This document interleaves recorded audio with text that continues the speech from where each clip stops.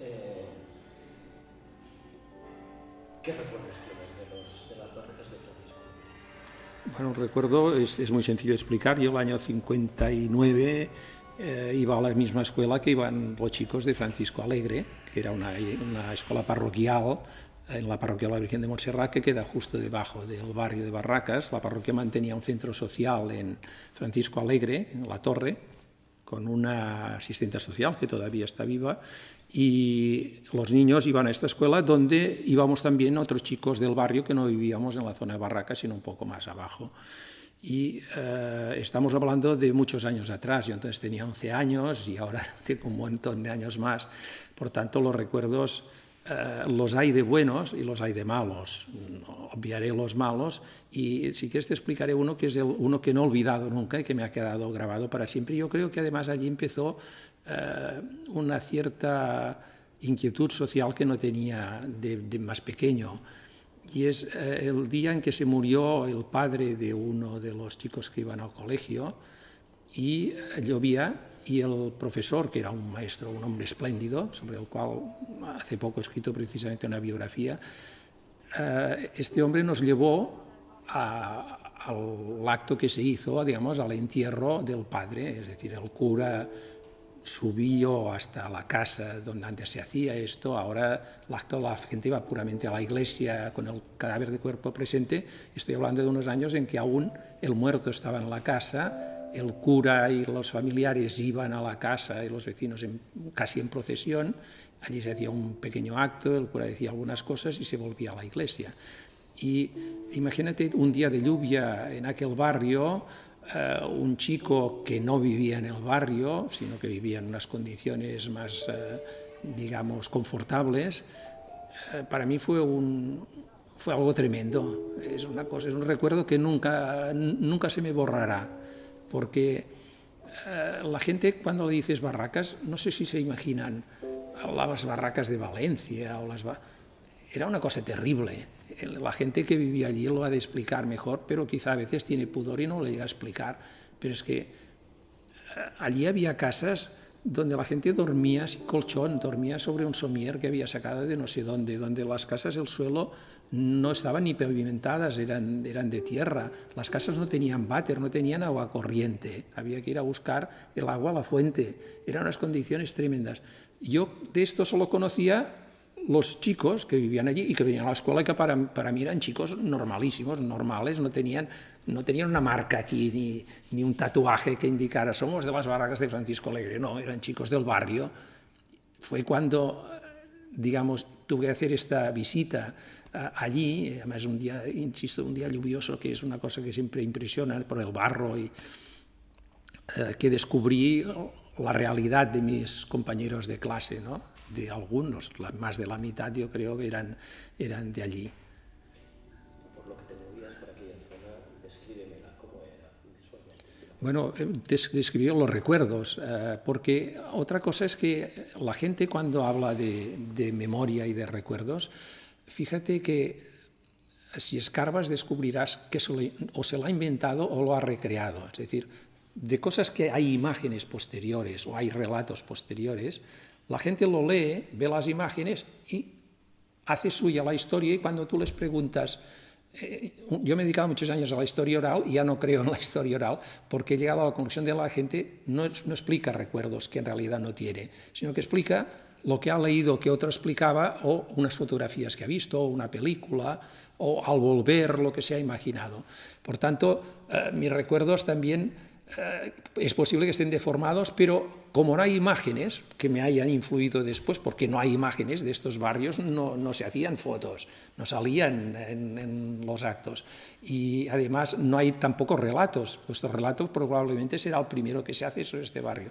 Por tanto, yo puedo explicarte el recuerdo de una calle empinada, muy empinada, con el cura delante y los monaguillos acompañándolo, subiendo por estas casas hasta la casa en que correspondía, donde estaba dentro el muerto de cuerpo presente, y llegamos allí y se hizo, creo recordar, un pequeño responso solo y luego se bajó abajo a la plaza al lado de la parroquia donde se hizo, también bajo el paraguas, se hizo un acto un poco más sonado.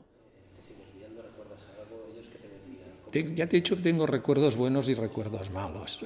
Los recuerdos buenos son los recuerdos buenos que puede tener un chaval de 11 años jugando con otros chavales de 11 años y comiendo el queso que enviaban los americanos o tomando la leche caliente de los americanos hecha conjuntamente.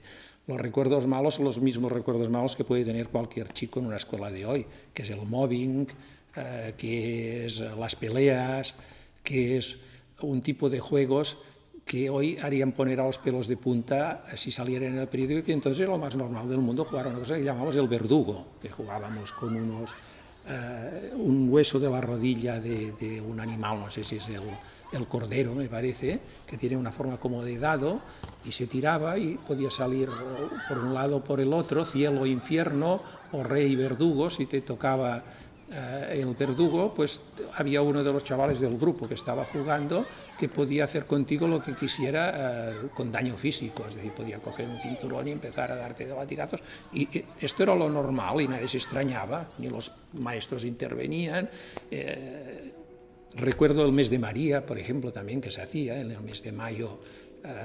Los alumnos hacíamos el mes de María. Recuerdo que esta escuela, por el hecho de ser parroquial, en realidad era como una sucursal de la parroquia para disponer de monaguillos gratis. Es decir, cada vez que había un entierro, había alguna cosa, necesitaba monaguillos, que me envíen 2 o 3 chicos, nos vestían de monaguillos y detrás del cura, pues tocando la campana, llevando el incienso al acto que hiciera falta, fuera una misa en un convento de monjas, fuera un entierro, fuera asistir a una confirmación o un bautizo el domingo, lo que fuera. ¿Cómo era Barcelona entonces, en aquellos años? Estoy hablando, de hecho, del año 59, el año 59.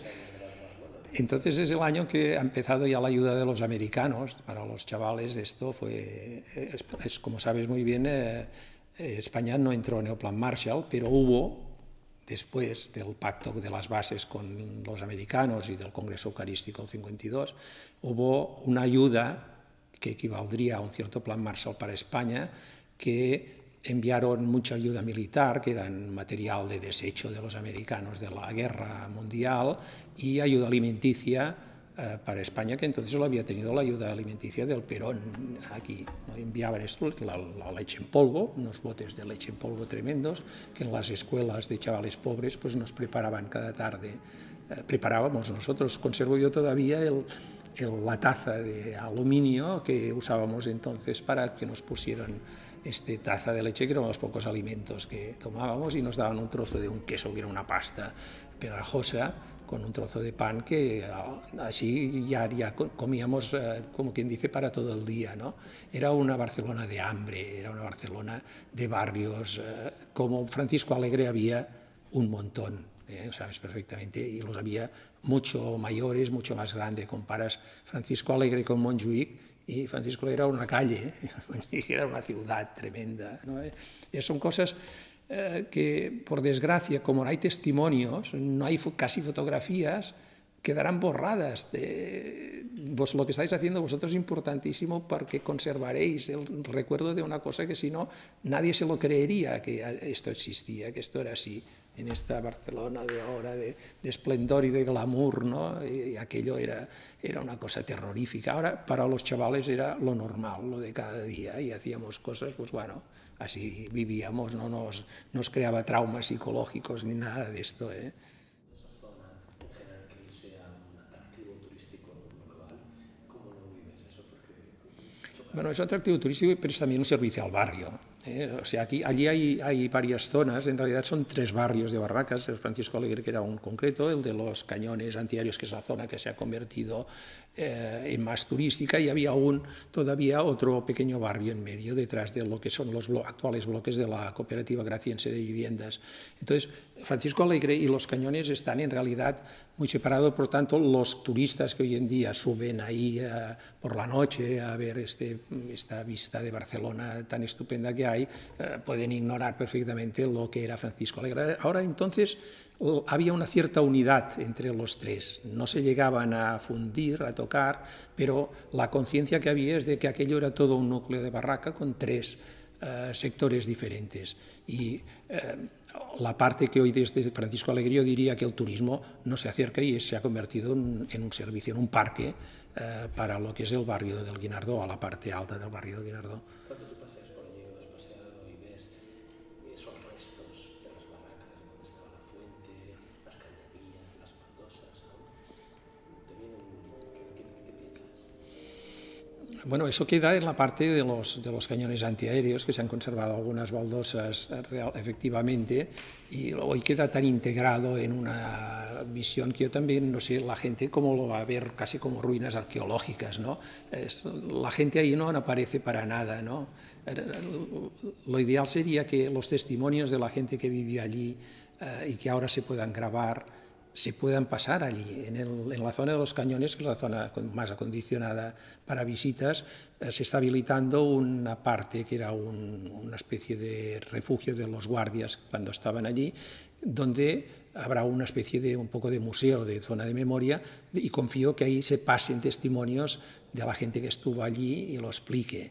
Pero aún así y todo, yo veo que un chaval joven de ahora, oye hablar, primero no veo una chica joven cargada de niños y yendo a buscar agua a la fuente, que es lo que era entonces, sino que veo una señora de 70, 80 años, bien vestida, arreglada, que explica unos recuerdos. Y hay cosas que son irrepetibles, o las has vivido, o yo creo que son muy difíciles de transmitir, porque como un chaval de ahora que vive lo que ha vivido y que se pasa el día pegado al teléfono, puede llegar a imaginarse lo que fue aquello, era terrible. ¿Qué va a hacer? Sí, el futuro. El futuro está muy negro trabajando en el carbón, que cantaba Antonio Molina, ¿no?